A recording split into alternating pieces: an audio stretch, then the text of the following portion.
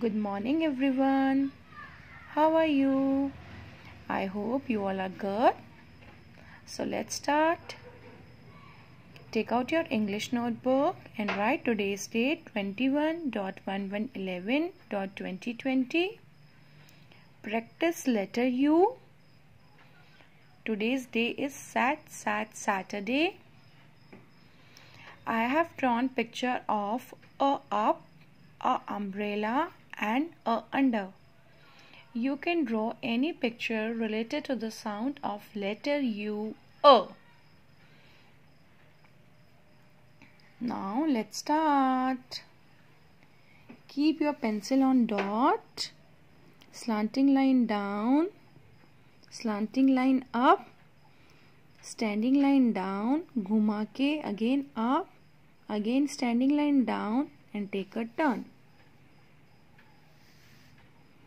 Slanting line down, up, down, up, turn.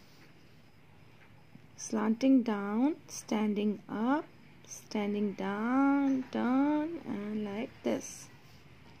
Slanting line down, slanting up करके standing line सीधी नीचे आके गोल घूम के ऊपर जाएगी और नीचे आएगी. Slanting down, slanting up, standing down, U घुमाएंगे, up will go, then comes down and turn. Slanting down, up, take a turn, move, around, U. Slanting down, up, standing line down, घुमा के ऊपर, नीचे U. Slanting down, up, U बनाएंगे और नीचे आके घूम जाएगा. Each and every letter you have to make like this, slanting down and slanting up. This is the usual rule. Then standing line down, take a turn, up, down and turn. Like this you have to make baby letter cursive U. Very soon we will be finishing with our baby letters.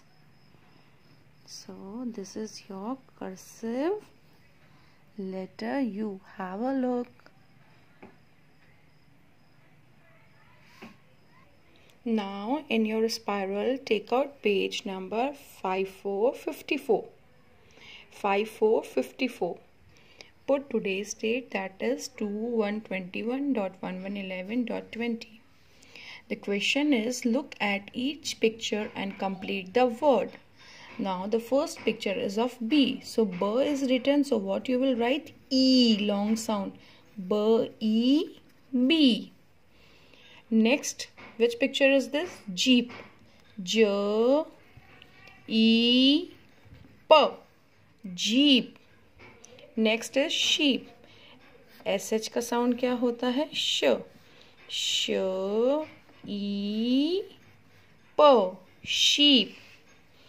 Next, teeth. T, E, th. Teeth. Next is tree. T, R, E. Tree. Next, seeds. S, E, D, S, seeds. Next picture is of wheel. V, E, L, wheel. Next, man is sleeping. S, L, sl, E, P, sleep. On page number 54, you have to complete double E words. Now coming to page number 5555, a concept. आपको पता है जैसे हमने पहले वाला concept किया था this, that. This का मतलब होता है जब एक चीज़ हमारे पास में होती है and that का मतलब होता है जब एक चीज़ हमसे दूर होती है.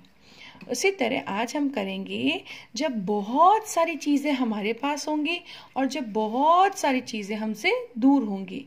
तो जब बहुत सारी चीज़ें हमारे पास होती हैं तो हम बोलते हैं these are, these are, these are.